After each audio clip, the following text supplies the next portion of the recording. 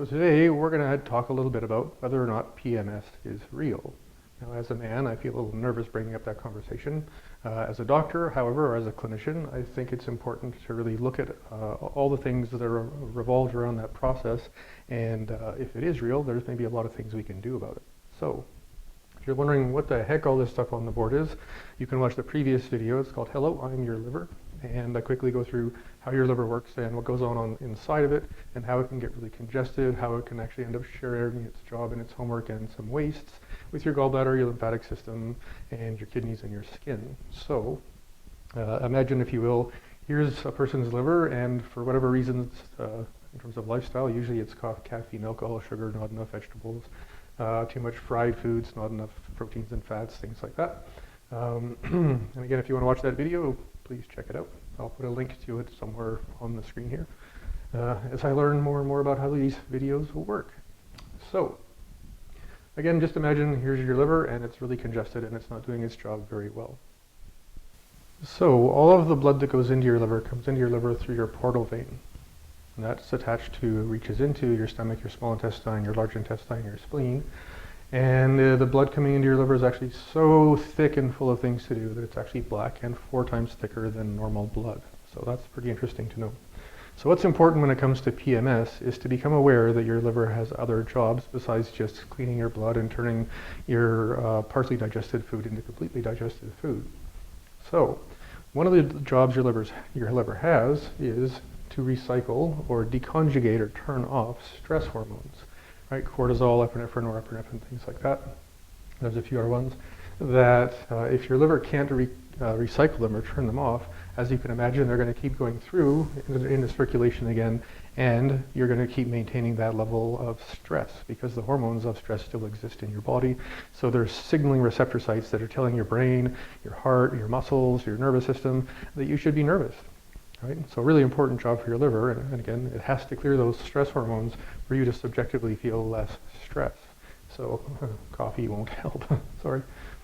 Another job your liver has, heroic as your liver is to deconjugate reproductive hormones.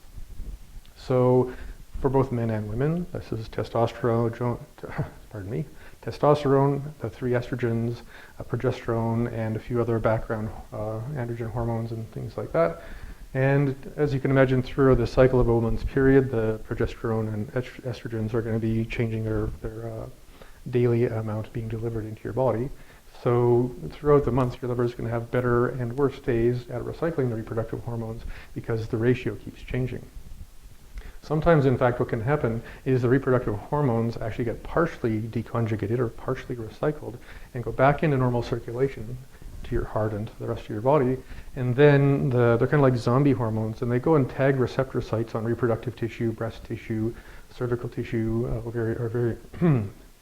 ovarian tissue, and can create the condition for your body to create things like breast cysts, breast tumors, polycystic ovarian syndrome, and pretty much everything else that can go wrong with normal hormonal function in terms of reproductive hormones. So a pretty important thing for your liver to do.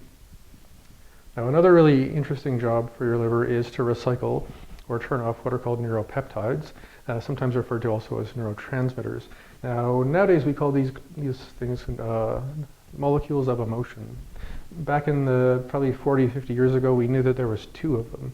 Now there's over about 160, 170 known neuropeptides that have a very specific role in managing thought and feeling and confidence and memory, passion, curiosity, and things like that.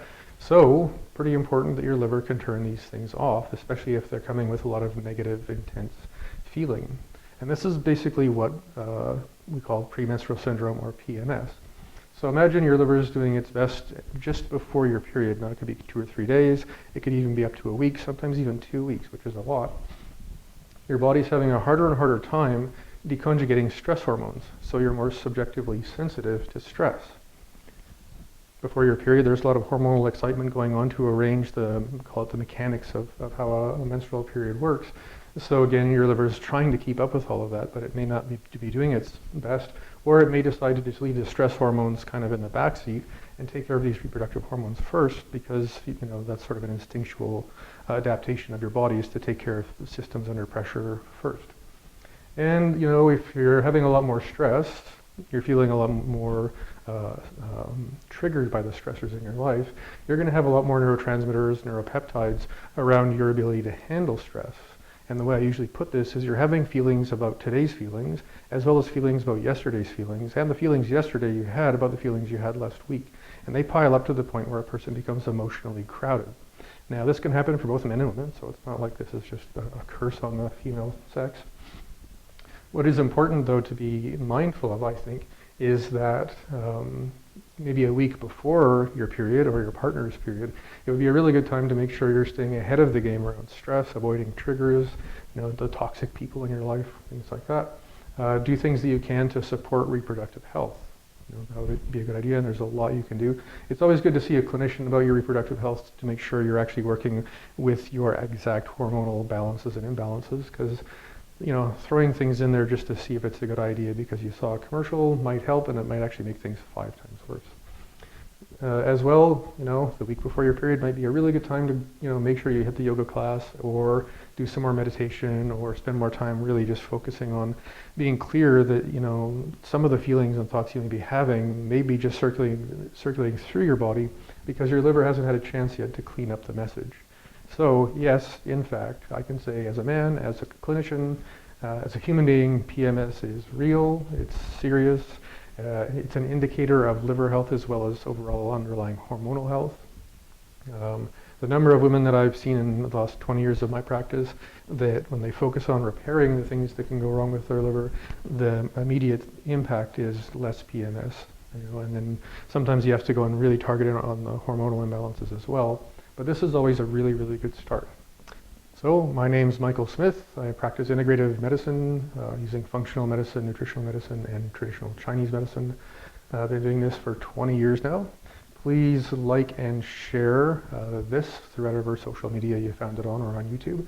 Please comment, or even more importantly, put questions in the comment box below the video so that I have a chance to answer your questions, which gives me lots of fun things to play with on the board here. As well, please subscribe to the channels so that I get a sense that what I'm presenting, how I'm presenting it, is actually making an impact for you. So, have a great day, thanks for watching, and take care of your liver, please.